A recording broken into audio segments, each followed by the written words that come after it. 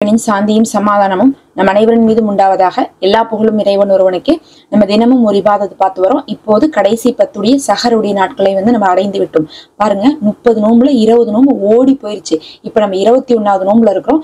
இன்னில இருந்து பாத்தீங்கன்னா நமக்கு இந்த தடவை 30 கூட கிடைக்காது, 29 தான் கிடைக்கும்னு சொல்லப்படுது. அதனால ஒரு 9 நாள் தான் இருக்குது. நீங்க இந்த நாட்களுடைய சஹருடைய நேரத்துல இந்த ஒரு அமலை நீங்க செய்து கொள்ளுங்க. ஏன் சஹருடைய நேரத்தை நம்ம சொல்றோம் அப்படிங்கறத நீங்க யோசிச்சு பாத்தீங்கன்னா, லைலத்துல் கத்ர் அப்படிங்கிறது கடைசி 10 இரவுகள்ல இருக்குதுன்னு சொல்லிட்டு நபி அவர்கள் சொல்லிட்டாங்க. நல்லா கவனிச்சுக்கணும், கடைசி 10 இரவுகள்ல இருக்குதுன்னு சொல்லியிருக்காங்க. அதுக்கப்புறம் என்ன சொல்லியிருக்காங்கன்னா, அதுல ஒற்றைப்படைகள்ல தேடுங்கன்னு சொல்லியிருக்காங்க. அப்ப நமக்கு 2 விஷயம் இருக்கு. கடைசி 10 முழுவதுமே நம்ம என்ன பண்ணணும், லைலத்துல் கத்ரை தேடணும். அதுவும் இரவு நேரத்துலதான். அதே மாதிரி அது இல்லாட்டினா கூட, அது கூட என்னால 10 நாள் அமல் செய்ய முடியலன்னு சொல்றவங்க ஒற்றைப்படைகள்ல தேடுங்கன்னு சொல்லிட்டாங்க. அப்போ ஒத்தப்படை வரக்கூடிய இரவுகள்ல எல்லாம் நம்ம அமல் போடுவோம், அதை பார்த்து செஞ்சுவாங்க. இன்னும் பாத்தீங்கன்னா, அந்த இரவுங்கிறது எங்க ஆரம்பிச்சு எங்க முடியுதுன்னு பாத்தீங்கன்னா, மக்ரீபுடைய நேரத்துல ஆரம்பிச்சு அடுத்த நாள் பாத்தீங்கன்னா நமக்கு ஃபஜ்ருடைய நேரத்துல முடியுது. நீங்களே சொல்லுங்க, மக்ரீபுடைய நேரம் அப்படிங்கிறது எப்ப?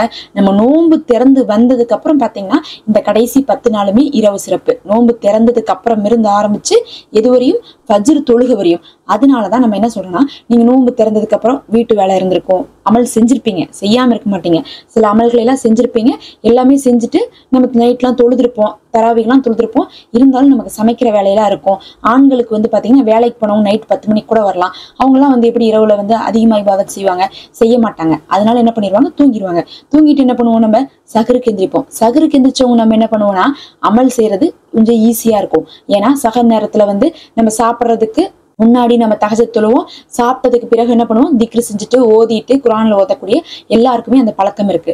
அப்ப நம்ம அந்த இரவு அப்படிங்கிறது மக்ரீபுடைய நேரத்துல ஆரம்பிச்சு ஃபஜ்ர் வரை இருக்குதுன்னா, அப்ப நம்ம என்ன பண்ணிக்கலாம்னா, மக்ரீப்ல இருந்து நம்ம என்னதான் அமல் செஞ்சிருந்தாலும் சரி, இல்ல செய்ய முடியாம விட்டு இருந்தாலும் சரி, இந்த சஹருடைய நேரத்துல செஞ்சாவே அந்த லைலத்துல் கத்ர் இரவுடைய கடைசி நேரத்திலேயாவது அந்த அமலை செய்த நன்மை நமக்கு கிடைக்கும். அதனால ஒரு நாளுடைய ஆரம்பமோ ஒரு நாளுடைய கடைசியினுடையோ அதுல எதுல நம்ம நன்மையை செஞ்சுட்டாலும் நமக்கு அந்த நன்மை உறுதி. அப்ப இதுல இரவுகள் தான் சிறப்புங்கும் போது அந்த இரவுடைய ஆரம்ப நேரத்துல ஆரம்பிச்சு இறுதி நேரம் வரையும் நீங்க எந்த நொடியில செஞ்சாலும் அந்த நன்மை உங்களுக்கு கிடைச்சிடும்.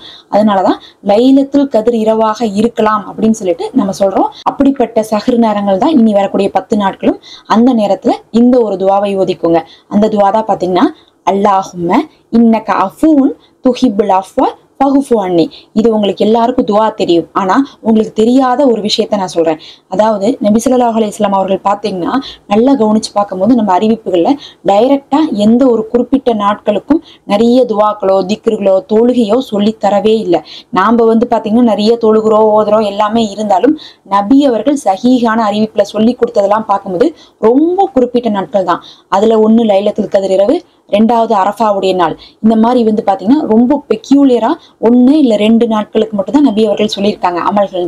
அதுல எத்தனை அமல்கள் சொல்லியிருக்காங்கன்னு கேட்டீங்கன்னா, லைலத்துல் கத்ர் இரவை கண்டால் இந்த ஒரு துவாவை ஓதிக்குங்க அப்படிங்கறத மட்டும் தான் சொல்லியிருக்காங்களோ தவிர வேற எதுவுமே நமக்கு சொல்லப்படல. இவ்வளவு ரக்காயத் தொழுங்க, இவ்வளவு அமல் செய்யுங்க, இப்படி எல்லாம் பண்ணுங்க அப்படி எல்லாம் பண்ணுங்கன்னு சொல்லல. நல்ல அமல்களை அதிகப்படுத்திக்கோங்கன்னு சொல்லிட்டு ஸ்பெஷலா சொன்ன ஒரே ஒரு வார்த்தை இந்த துவா. அப்ப எல்லாத்தையும் செஞ்சுக்கோங்கன்னு சொன்னாங்க. ஆனா இதை மட்டும் பாத்தீங்கன்னா நபி அவர்கள் நமக்கு குறிப்பிட்டு சொல்லியிருக்காங்கன்னா, இந்த துவாக்கு எவ்வளவு ஒரு மகத்துவம் இருக்கும்னு நீங்க தெரிஞ்சுக்கோங்க. நபி அவர்கள் நாடி இருந்தா என்ன சொல்லனா, நீங்க எல்லாரும் பாவ மன்னிப்பு கேட்டுக்கோங்கன்னு சொல்லிடலாம். ஏன்னா இந்த ஒரு துவா இருக்கு பாருங்க, பாவ மன்னிப்புக்காக ஓதக்கூடிய துவா தான். இதோடைய அர்த்தமே, யா அல்லாஹ் நீ மன்னிப்பவன், மன்னிப்பை விரும்புபவன், எனவே என்னை மன்னித்து விடுவாயாக அப்படின்னு நம்ம கேட்கிறோம். அப்ப பார்க்கும்போது பாவ மன்னிப்பு பத்தி தான் நம்ம இதுல பேசுறோம், வேற எதையுமே நம்ம பேசல. அப்ப நபி அவர்கள் கடைசி 10 இரவுல பாவ மன்னிப்பு கேட்டுக்கோங்க அப்படின்னு சொல்லி முடிக்கல. அதுக்கு பதில் இதை கேளுங்கன்னு சொல்லியிருக்காங்கன்னா, இந்த ஒரு துவாவை இந்த கடைசி 10 நாட்கள்ல மக்ரீப்ல ஆரம்பிச்சு ஃபஜ்ர் வரையுமே நீங்க அதிகமா ஓதுனுங்க. நீங்க எப்ப ஓதுனாலும் இதுக்கு சிறப்பு ஜாஸ்தி. ஆனா நபி அவர்களுடைய சுன்னத் என்னது, இந்த கடைசி 10 இரவுகள்ல மக்ரீப்ல இருந்து ஃபஜ்ர் வரையும் இதை ஓதுறது ரொம்ப சிறப்புன்ட்டு. அதனால இதை ஓதிக்கொள்ளணும். இதை தான் நீங்க ஆரம்பத்துல இருந்து ஓதாட்டினா கூட கடைசி நேரத்திலேயாவது நீங்க ஓதி முடிக்கணும். எவ்வளவு ஓதி முடிக்கணும்னு கேட்டீங்கன்னா, எண்ணிக்கையெல்லாம் கணக்கே இல்லை. உங்களால எவ்வளவு முடியுமோ அவ்வளவு ஓதுங்க. நபி அவர்கள் இத்தனை தடவை ஓதுங்கன்னு சொல்லிட்டு நமக்கு சொல்லவே இல்லை. அதனால நீங்க எவ்வளவு வேணா முடிஞ்ச அளவுக்கு ஓதலாம். அதுலயும் இதை ஆலிம்கள் ஒரு விஷயத்த சொல்றாங்க பாருங்க, இதனுடைய தஃப்சீரை தெரிஞ்சுக்கணும். நம்ம அர்த்தம் நமக்கு தெரியுது, மன்னிப்பவன் மன்னிப்பை விரும்புபவன் அப்படிங்கிறது நமக்கு புரியுது. ஆனா நம்ம இதை எப்படி புரிஞ்சுக்கணும்னு வச்சு பாத்தீங்கன்னா, அல்லாஹ் இடத்துல ஒரு விஷயத்த கேட்கிறோம். இப்ப நானே வந்து உங்கள்கிட்ட ஒரு விஷயத்த கேட்கிறேன்னா அந்த விஷயத்த உங்களுக்கு கொடுக்க பிடிச்சிருந்தாதான் நீங்க கொடுப்பீங்க. இல்ல எனக்கு வந்து இந்த விஷயத்த கொடுக்கறதே எனக்கு பிடிக்காது, என்கிட்ட யாரும் இதை கேட்கக்கூடாது அப்படின்னு சொன்னா நீங்க வந்து கொடுப்பீங்களா? கொடுக்க மாட்டீங்க. நான் கேட்டாலும் நீங்க கொடுக்க மாட்டீங்க.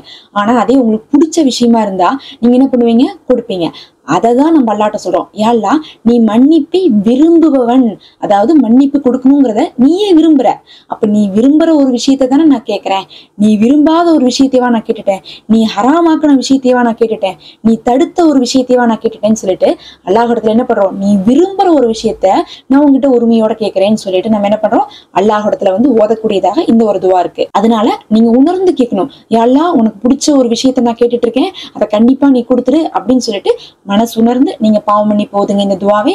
இது ஒன்று போதும், உங்களுக்கு எல்லா நலவையும் வந்து தந்துவிடும். அல்லாஹ்வே போதுமானவன். அஸ்ஸலாமு அலைக்கும்.